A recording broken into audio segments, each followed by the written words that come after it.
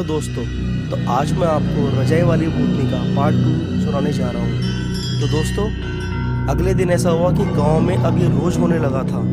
अब सभी को वो भूतनी दिखने लगी थी और धीरे धीरे अब वो उस गली से बाहर निकलकर गांव में घूमने लग गई थी और सभी लोगों को वह मारना चाहती थी, क्योंकि जब उसे मारा जा रहा था तब किसी ने भी उस भूतनी की मदद नहीं करी थी। सर्दी के दिन थे और अब उसने लोगों को मारना शुरू कर दिया था। जिस तरह वह लोगों से रजाई मांग रही थी, उसी तरह वह उन लोगों को ही अपना शिकार बना रही थी जो रजाई ओढ़कर सो रहे होते थे। और मारने से पहले वह उन लोगों से यही कहती थी, जब मुझे रजाई नहीं मिली तो तुम्हें कैसे मिलेगी। अब इस सर्द रात में लोग रजाई भी नहीं ओढ़ सकते थे, क्योंकि जिसने रजाई ओढ़ी उसकी गर्दन मरोड़ी। अब लोगों के सामने मुसीबत बढ़ गई थी, क्योंकि रजाई ओढ़ने पर भूतनी उन्हें मारती थी और नहीं ओढ़े तो तेज सर्दी के कारण लोग अपनी जान गंवा रहे थे। तब गांव वालों ने कुछ तांत्रिकों को बुलाया और उन्हें अपनी समस्या बताई। तांत्रिकों ने तंत्र मंत्र के द्वारा भूतनी को बुलाया और उससे बात करनी चाहिए कि वो निर्दोष गांव वालों को क्यों मार रही है, जबकि उसे तो उसके ससुराल वालों द्वारा मारा गया था। तब भूतनी ने तांत्रिकों को बताया कि अगर गांव वाले चाहते तो मुझे बचा सकते थे। इतनी विनती करने के बाद भी कोई मुझे बचाने नहीं आया, जबकि ये लोग मुझे मरने से बचा सकते थे। इसलिए जितना मेरी मौत के जिम्मेदार ससुराल वाले हैं, उतना ही गांव वाले, इसलिए इन्हें मरना ही होगा।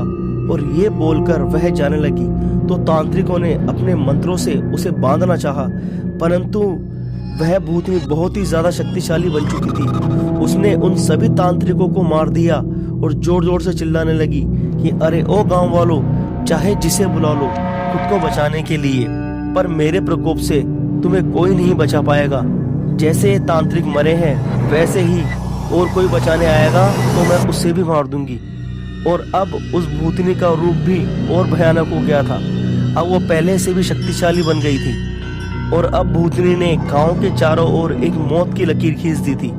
और अब ना कोई गांव के अंदर आ सकता था, ना ही गांव से कोई बाहर जा सकता था उनकी मदद के लिए। इस भय के माहौल में गांव के सबसे बुजुर्ग आदमी ने उन्हें एक बात बताई कि कई वर्षों पूर्व भी गांव में एक चुड़ैल का साया आया था, जब कुछ विद्वान पंडितों ने उस चुड़ैल को मार दिया था। और वो पवित्र मंत्रों की किताब गांव के पुराने मंदिर में ही कहीं छुपी हुई है। तब गांव वालों ने पुराने मंदिर का कोना कोना छान मारा, पर वो किताब उन्हें कहीं नहीं मिली। और थक हार कर जब वो मंदिर से जाने लगे, तभी एक मूर्ति पर उनका हाथ जोर से लगा और जमीन के नीचे एक सुरंग निकल आई। गांव वाले उसमें गए और देखा कि वो पवित्र मंत्रों की किताब वहीं संभाल कर रखी गई थी। तब गांव के पंडितों ने वो किताब ली और उसे पढ़कर इस समस्या से निकलने का उपाय पता कर लिया। उस किताब के द्वारा पूर्ण चंद्रमा की रात को उस भूतनी की शक्तियां कम हो जाती हैं और तभी उस शक्तिशाली भूतनी को मारा जा सकता था। और फिर गांव वाले पूर्णिमा की रात का इंतजार करने लगे और जब वह रात आई तो उन्होंने किताब में लिखी बातों के अनुसार एक मिट्टी का बड़ा पुतला बनाया और गांव की 11 कन्याओं को लाकर उनका रक्त उस पुतले पर डाला। खाने के लिए बहुत सारा भोजन पुतले के पास रखा गया। गांव के हर घर के बाहर मशाल जलाकर रोशन किया गया। एक भैंसे की बलि दी गई। एक हवन कुंड तैयार किया गया, जिसमें काले बकरे की मींगड़ी, सफेद घोड़े की पूंछ के बाल, कौवे के पंख, काले तिल, पीली सरसों और एक नौजवान की उंगली उसमें डाली गई। और फिर उस बेजान पुतले में जान डाली गई और फिर उसे भूतनी के घर के बाहर ले जाया गया। और गांव वाले किताब में बताए मंत्रों का जाप करने लगे।